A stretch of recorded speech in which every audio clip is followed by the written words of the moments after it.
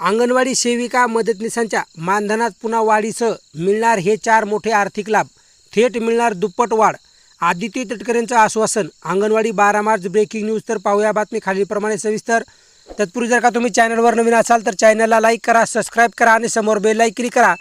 नंतर तुम्हाला असेच नवनवीन व्हिडिओ पाहायला मिळतील.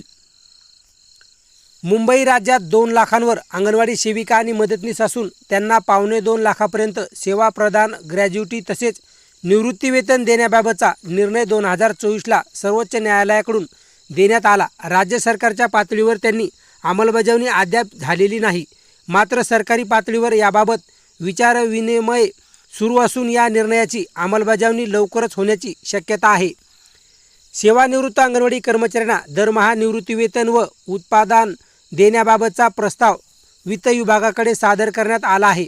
त्यावर शासन स्तरावर विचारविनिमय सुरू असून त्याबाबत अद्याप निर्णय घेण्यात आलेला नाही नसल्याबाबत विधान परिषदेत प्रश्न उपस्थित करण्यात आला.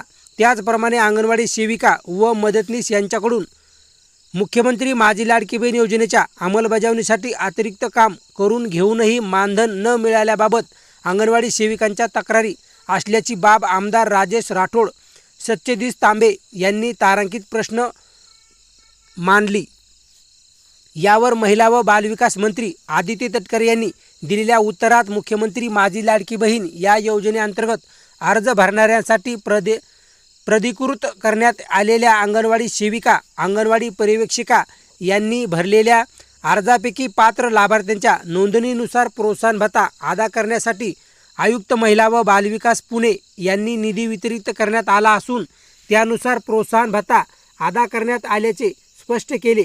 त्याचप्रमाणे अंगणवाडी कर्मचाऱ्यांना ग्रॅज्युटी व निवृत्तीवेतन योजना लागू करण्याबाबतच्या प्रस्तावावर विचारविनिमय सुरू असल्याचेही त्यांनी नमूद करण्यात अंगणवाडी सेविका व मदतनीस यांना मानधनाव्यतिरिक्त कामाच्या आधारावर प्रतिमहा अनुक्रमे 2,000 रुपये व 1,000 रुपये प्रोत्साहन भत्ता अदा करण्यात येत असून प्रोत्साहन अभियानाअंतर्गत देखील अंगणवाडी सेविका 500 रुपये प्रोत्साहन भत्ता देण्यात येत असल्याचे त्यांनी स्पष्ट केले.